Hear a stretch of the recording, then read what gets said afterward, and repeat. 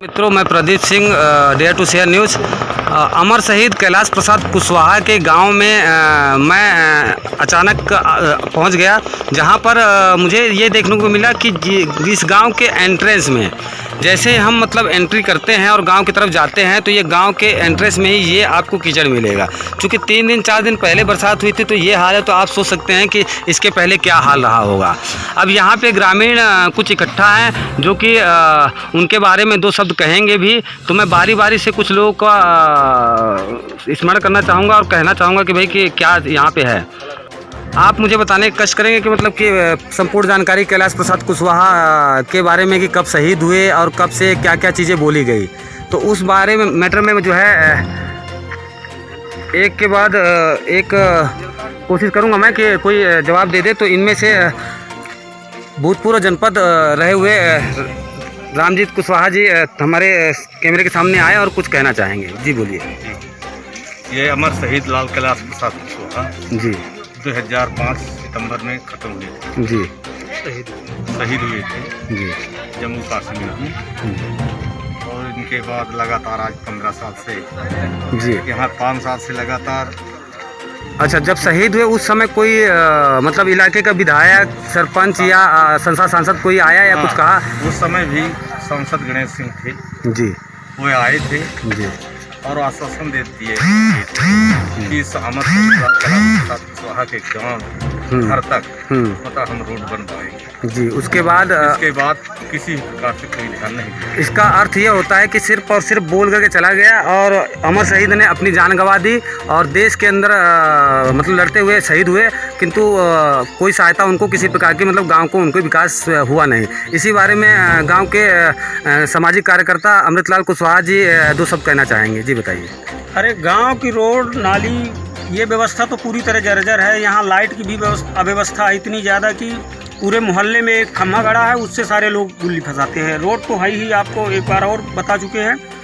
और उस समय सांसद जी आए थे, उन्होंने भी इस बात को कहा था कि जिस गांव का लाल शहीद हो उस गांव के लिए मैं ये पूरी जिम्मेदारी से कहता हूं कि 1 साल के अंदर मैं पूरी रोड बनवा दूंगा। लेकिन आज तक भी किसी भी तरह का मुड़के नहीं झाँके। बस चुनाव के दौरान आते हैं, कहते हैं बस इस साल काम शुरू होने वाला है, बाकी कुछ होता नहीं है। कितने वर्षों से ऐसा मतलब आश्वासन दिया जा रहा है? 2005 में उनकी ये अमर शहीद हुए थे, शहीद हो गए थे कैलाश प्रसाद कुशवाहा। आज तक ये गांव अपने नाम के लिए मोहताज है। गांव का दर्जा तक नहीं, गांव का दर्जा तक नहीं है, जबकि कई बार ये प्रस्तावित भी है और यहाँ तक कि राजस्व मंत्री वगैरह इसको शायद पास किए हैं। लेकिन आज तक अभी इसमें कोई पहल और प्रक्रिया नहीं हो रही। ग्रामीण हमेशा जब जहाँ ज़रूरत होती है आते जाते हैं और हमेशा रहते हैं।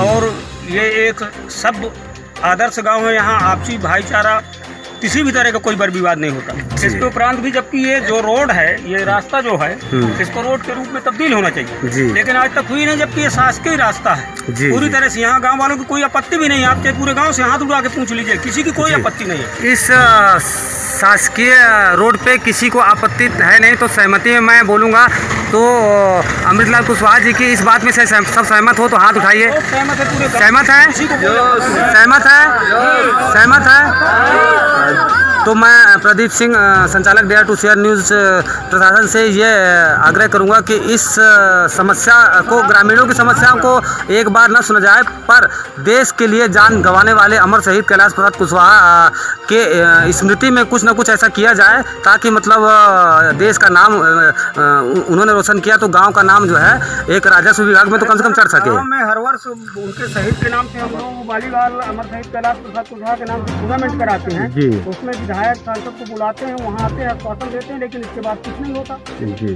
और गेट के लिए उन्होंने खुद ये बात बोले थे। आज तक उनके नाम से हमारे क्षेत्रीय विधायक माननीय नीलांशु चतुर्वेदी जी हैं, उन्होंने खुद आश्वासन दिए थे। 3 बार उनके हम घर भी गए हैं। आज तक कोई प्रक्रिया नहीं हुई, न कुछ हो रहा है, न गेट बन रहा है, न रोड बन रही, न नाली है, न बिजली है, न पानी, कहीं कोई व्यवस्था नहीं हो रही। विद्यालय में हैंड पंप तक नहीं है। हमारे गांव के बच्चे गांवों में अपने वहां से बाटल में पानी लाते हैं, पीते हैं, कोई आता है कोई नहीं है।